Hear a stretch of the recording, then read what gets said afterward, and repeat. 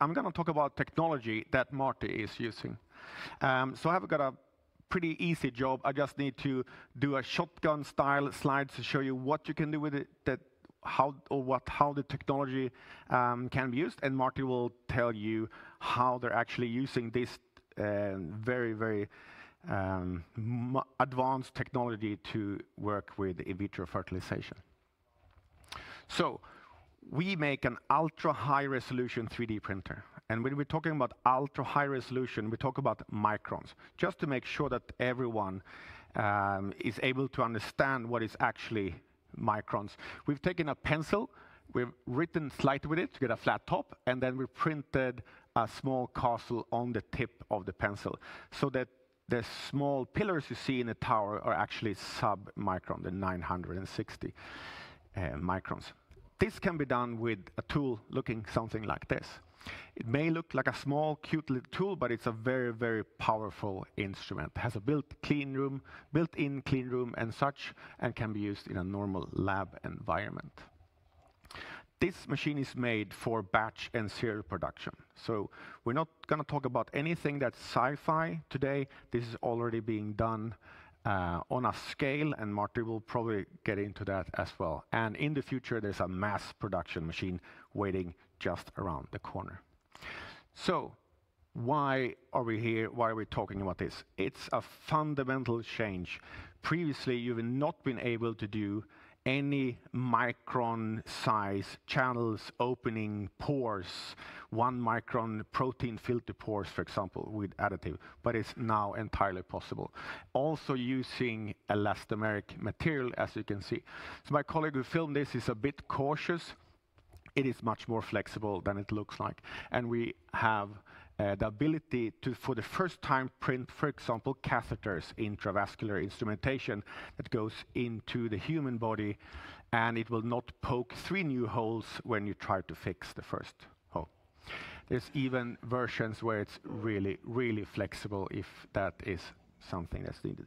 So again, it's never been possible to do 100 micron channels with 100 micron pores, creating saline films around the instrumentation, for example. And that we've seen clinicians actually cry on Zoom calls. They spent 20 years trying to do this type of instrumentation, and they said we could have spent it with my kids instead, because we printed that thing in 35 minutes.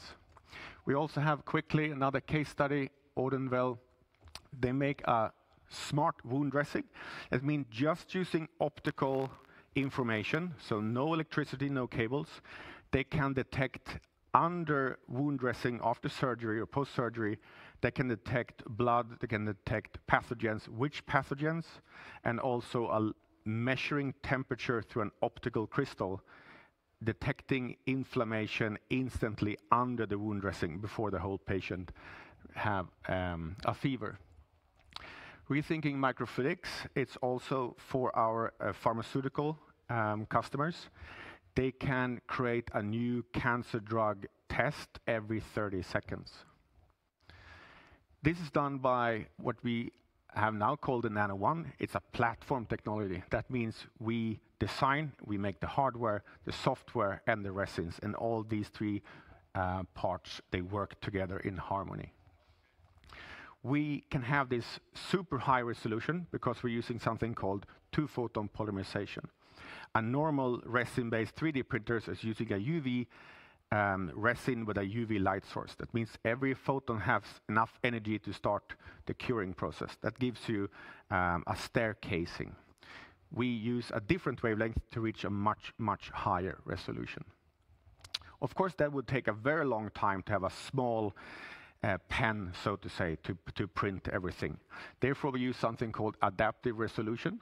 This is a product as well from Marty, I believe. And it means that we can use a fine pen around in this example, around the channels to get perfect, smooth surface. And then when it's just bulk material, we make it significantly wider, more like a roller, and then we start curing the polymer to make significant changes in printing time. So we can say it's the fastest two-photon polymerization printer because of adaptive resolution. We have a very fast machinery, very strong laser, and software to match. Built-in clean room, as I said, very, very compact system. That means we can make parts that are 40 by 40 by 40 millimeters, all the way down to 200 nanometers. This, of course, combined with resins. Marty's going to talk about his product in UpFlow, a bit to the right there. Also, orange in the middle, it's you heard Marcus a few minutes ago regarding the hot lithography. So it's also a very, very interesting product there, and collaboration, of course. Moving on quickly, software, always important when it comes to additive manufacturing. We usually say that success in microfabrication is 60% the resin or material, 30% the tool, but also 10% being able to manufacture or design for additive manufacturing. As you see, super high resolution from 150 nanometers here up the whole scale through filters, nozzles, microneedles, all those things that we tend to see at conferences like this. Going onward, where can you use this? Disposable endoscopes. You can use it for bioprinting. You can use it for nozzles, filters, all those things. Everywhere where you need high resolution, and normally you need 4 times higher resolution than you first think when you start a project. Also, it's not only for the highest science. Maybe you saw this a few months ago, a tiny handbag, 0.2 millimeters, sold for $63,000. Louis Vuitton handbag, it's the smallest handbag in the world. Apparently someone thinks it's worth $63,000. Now, I run through it like a shotgun, as I said, because I know Marty is the real draw here. He's the main course, and I expect after he's talked, we have a lot of questions. So, Marty, take it away. Thanks, Henrik. Good afternoon, everyone. And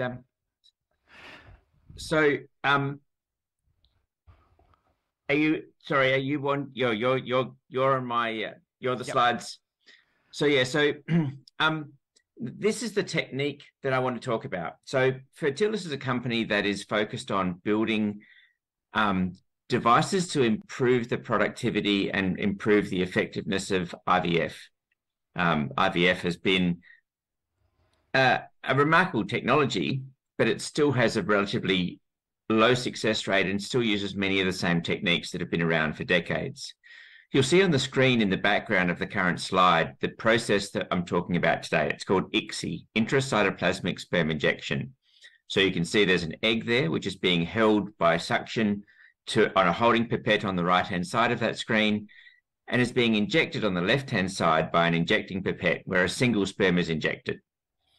So that process has been the same. It was actually invented in 1990, and it's been largely unchanged ever since. It's extremely labor-intensive, it's extremely highly skilled, and it also doesn't necessarily work that well in that it doesn't produce as high a level of fertilized eggs that then mature to become embryos, a stage we call blastocysts, as often as we would like.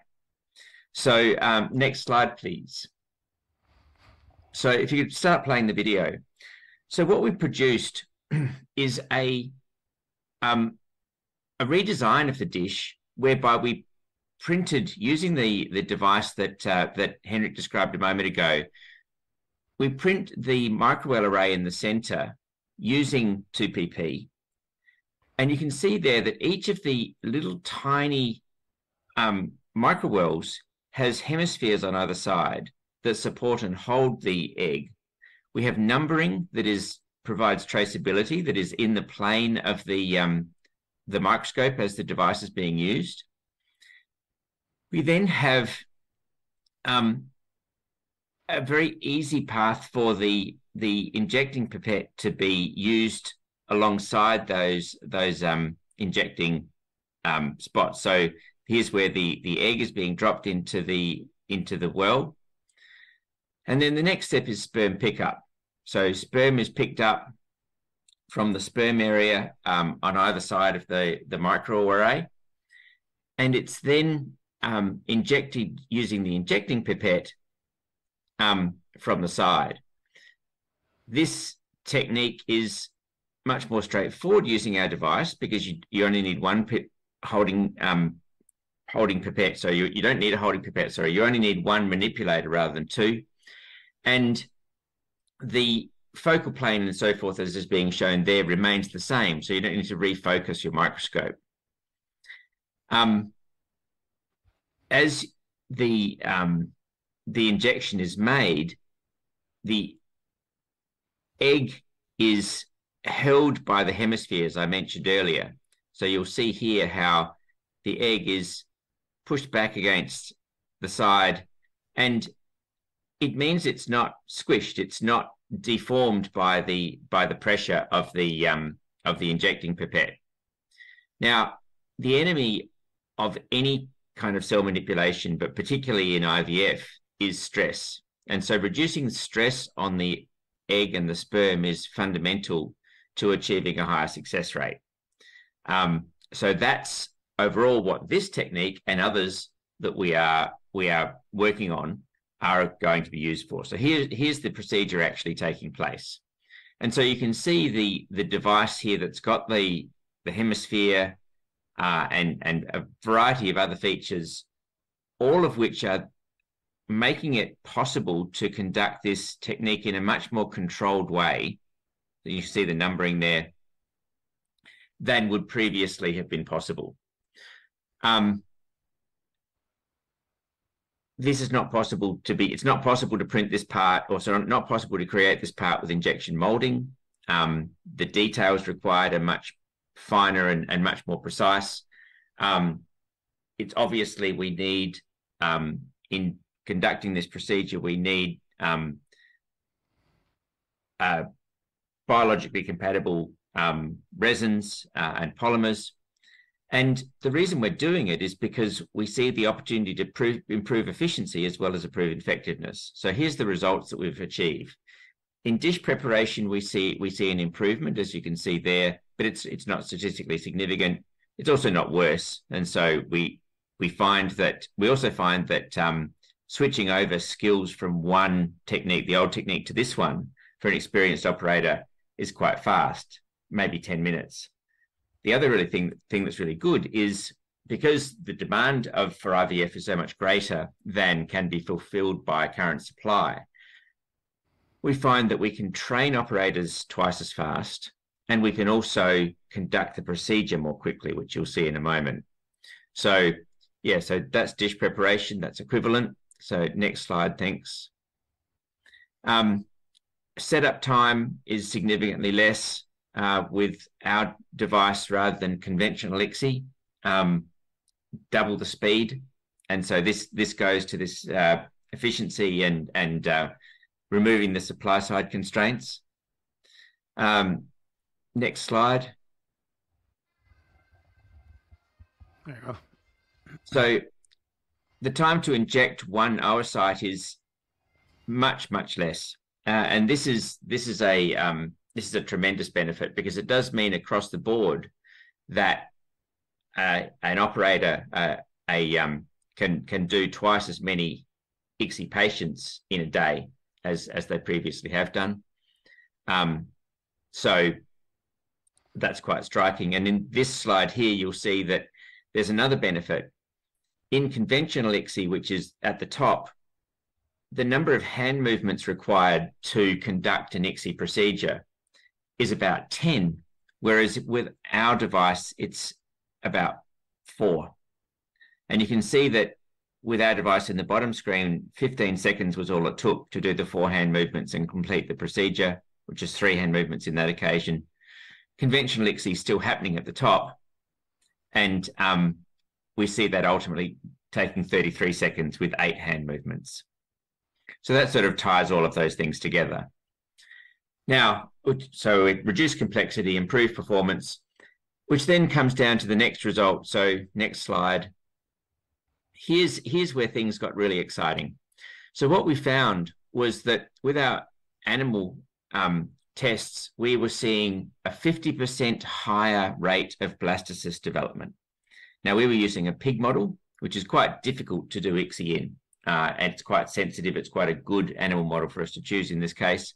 So 50% more blastocysts. We've now, by the way, started our human trials. We're about 2 months into our human trials. Should we see any results aligned with this, and at the moment we certainly would expect to, then this is going to improve the effectiveness of the ICSI procedure, which is used in 70% of all IVF treatments in the world today. Going to see it improve quite significantly. Next slide. Yeah, so as it says there, 13 to 51%. This is another procedure that the video here will show that we can actually do. It's funny, Henrik used the term shotgun earlier. We use shotgun in this way. So you actually load up multiple sperm in the injecting pipette, and then you inject one after the other. This is a procedure which we don't have a view as to whether we recommend it at this point in time, but it is one that we can demonstrate happens quite a bit quicker than any other alternative option, as you can see there from the graph. Quite a good correlation at a very significant benefit. So essentially what we have here is a proof point using the polymers and printing system developed by UpNano. We've produced a micromedical device that can't be produced in any other way, that improves the efficiency and effectiveness of a key part of the IVF suite of treatments. And that, I think, is me. Yeah. Would welcome questions if there's time. We can just add as well that maybe we forgot in the beginning that a large part of this, it's not that a lot of people ask, or should we really need to make more babies? There's babies born all the time, and it's we're already overpopulated. But it's a lot about the quality of life for the patients, reducing the number of cycles. Am I right? Yeah, absolutely right, Henrik. And it's also really interesting because what we've found is there's about 60 countries in the world which are actually undergoing a lower than replacement level of fertility, about 60 that still have much higher levels of fertility than they want, and about 60 that are probably about right. So what we actually see is a trend towards significantly reduced fertility, as particularly partly due to sort of pollution and lifestyle effects, but also very significantly due to decisions people make around having children later. So the chance of having a child naturally at the age of 42 is about 6%. And so this then means that IVF enhances people's options in terms of how they wish to build their families. All right. Should we do some questions, perhaps? Excellent. Also, so, Marty. Yeah. Yes. And a big thank you that you are with us here this early in the morning for you in Australia. Yes, we have a couple of questions. And the first one is, okay, how are you verifying that there is no uncured resin remains in the nanometer diameter channels? Would it be problematic in a catheter, for example? Of course it would be. Therefore, we have an extra safety step for the medical grade materials that we have. And I'm sure Marty wants to butt in here as well. So what happened is we have for these type of products, same one as Marty's using, we have a safety step where we print the whole product, we flush it, and there's a tiny, tiny amount of fluorescence. It's not our ultra low non-fluorescent material or autofluorescent material. It has a slight fluorescence, and therefore we can put it in a safety step in a UV curing chamber, which would cure any initiated photoinitiator, so we're absolutely sure that there are no meniscus or similar. Also, we can check it afterwards if there are any autofluorescence left in the structure. That would mean that would be non-cured resin as well. Marty, this is your field.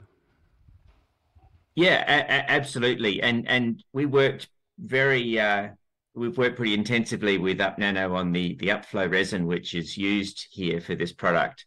And the step that we take on our side from a biological perspective is we use a mouse embryo assay as our principal determinant to see whether there is any issue with any of this. So as we develop new parts, we MEA them, and we do that.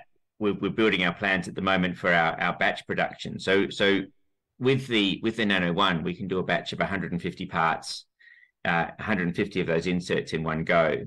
And I expect that we'll probably be MEAing about probably once every 6 batches. And MEA is certainly the gold standard for this kind of thing, particularly when you can then choose a genetic strain of mice which can reflect the level of sensitivity that you wish for. So along with the mechanical processes that Henrik mentioned, we do have that biological step as a validator. And also normally it would be the photoinitiator that is the toxic part in resins, and we spent 6 years developing a non-cytotoxic resin. Okay, thank you for this detailed answer, and maybe a quicker one. So is this approach already approved here in Europe? So as was mentioned on the slides, this is not an approved device yet.